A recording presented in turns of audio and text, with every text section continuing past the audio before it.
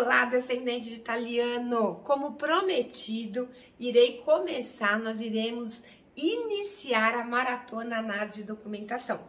Esse é o meu primeiro vídeo onde eu vou compartilhar com vocês uma análise, né? E serão análises simples, complexas, medianas, o que aparecer, tá? Então, por mais que esteja realmente muito corrido para fazer vídeo, para compartilhar informações com vocês, eu vou tentar cumprir de efetivamente toda semana disponibilizar para vocês, mesmo que seja uma coisa muito rápida e objetiva, mas para agregar valor, porque pode ser a dúvida de alguém que esteja aí iniciando, montando o processo, lembrando que é muito importante a análise da documentação em base a prisma, né, ao olhar, ao conhecimento, experiência de um profissional. Por mais que o cidadão, o descendente, enfim, o requerente tenha bastante informação, busque bastante informação na internet, inclusive aqui mesmo no meu canal, no próprio canal, é diferente, né? Lógico que em base ao conhecimento e a experiência aí de centenas de processos analisados. Então, para processos, vamos dizer, mais elaborados, mais detalhados, com mais peculiaridades, etc., sem dúvida, o ponto de partida é que seja feita a análise da documentação. Porém, aqui o objetivo é a gente compartilhar para vocês como eu faço uma análise, né? E o que eu vejo, vamos dizer, que poderia ser relevante, poderia ser comprometedor, ou que chama um pouquinho mais atenção ou menos atenção, tá? Então, acompanhe na tela aí a análise efetuada de um processo e toda semana vocês voltem aqui para acompanhar essa maratona.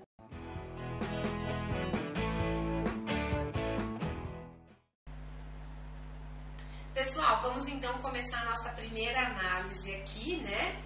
E somente os dados dos requerentes que eu praticamente cancelei, deixei só as abreviações, né, como privacy, mas aqui são dados antigos, que não nada comprometedor.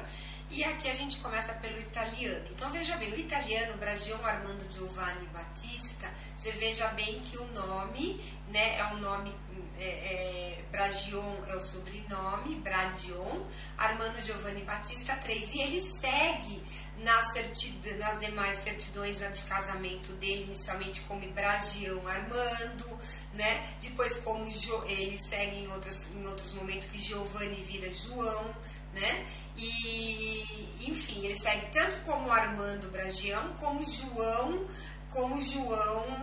Braion, muda de Bragion para Baion. Então existem variáveis importantes nesse processo. O fato é que a família retificou a certidão de casamento e óbito do italiano, retificando a certidão de casamento e óbito, onde consta o nome correto dos pais, dos genitores, mãe, né, e pai, e o nome passando a ficar correto, né, Armando Giovanni Battista Bradion.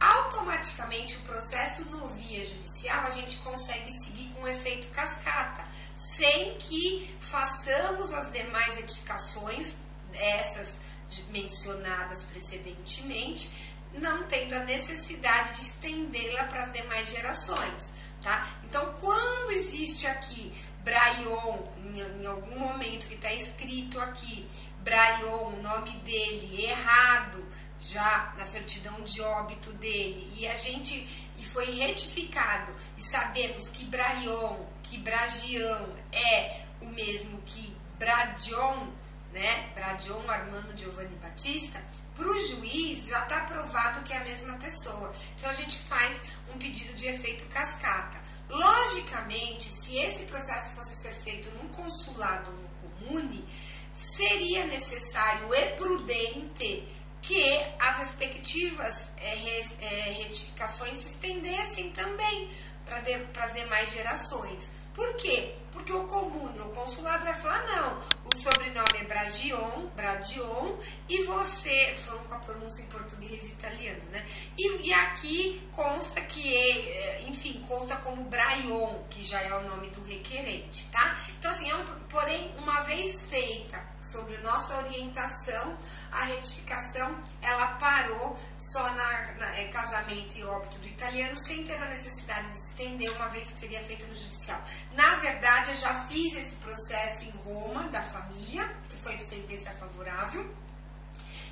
agora estamos refazendo o processo novamente para demais familiares, tá bom? Que vai ser, na verdade, agora no Tribunal de Veneza e precedentemente foi no Tribunal de Roma, tá? Qual é a particularidade aqui nesse processo, além disso que eu comentei que foi retificado e vai ser usado como efeito cascata? O fato que o requerente, tá? A linha de descendência dele é pela linha paterna, porém quem o registrou não tinha o casamento quando ele nasceu em 1984, ele nasceu como um filho natural, tá? Ele nasceu como um filho natural e foi, na verdade, registrado inicialmente pelo avô. Então, o avô compareceu no cartório, avô materno, registrando o nascimento do neto, mencionando o nome da mãe e nome dos avós maternos. O pai não participou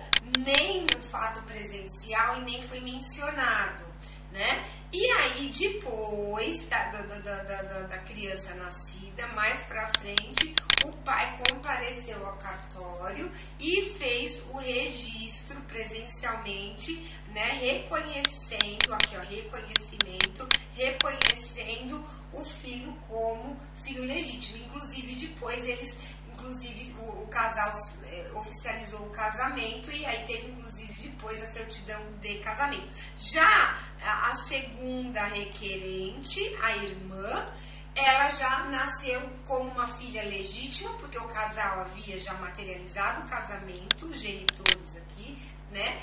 No caso, aqui os genitores, havia materializado o casamento, nasceu uma filha normal, no sentido filha legítima, e inclusive o pai que também registrou. Então ali foi perfeito o fluxo no segundo requerente. Mas no primeiro, que foi o primeiro filho, o casal ainda não era casado, ok? Eles não eram casados. Quem registrou foi o avô materno, repito, ou seja, a parte da mãe, né?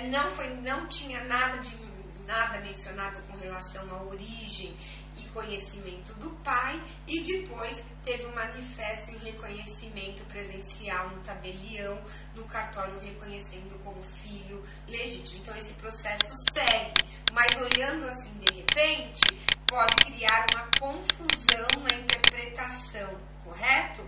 Tá? Agora, se o pai não tivesse se manifestado, ali seria o quê?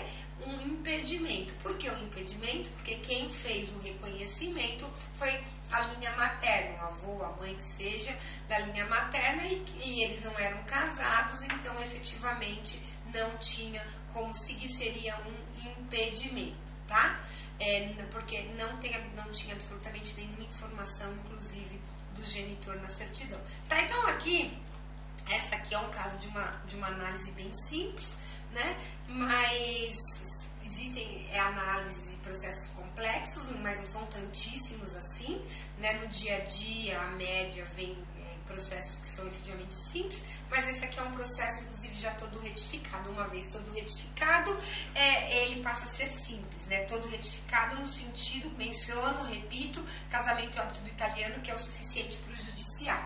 Todo retificado, na verdade, desculpe, seria se todas as gerações se fosse estendida a retificação até o final, tá? Mas isso compromete na mudança de nome do requerente, o que não é legal, né? Muita gente não quer mudar o nome, que impacta em banco, patrimônio, imóveis, empresa, 1000 documentos, 1000 coisas, né? Então, é complicado, então por isso que no judicial tem essa flexibilidade da retificação efeito cascata. Tá bom, gente? Vamos ficar por aqui. Espero ter te ajudado. Se você quer fazer análise do processo, tem o link do meu WhatsApp aí na descrição do vídeo, assim como uma consultoria personalizada ou o seu processo via judicial aqui na Itália, tá? Toda semana vou tentar ao máximo, apesar da correria, tentar compartilhar com vocês aqui uma análise de documentação. Um abraço para vocês.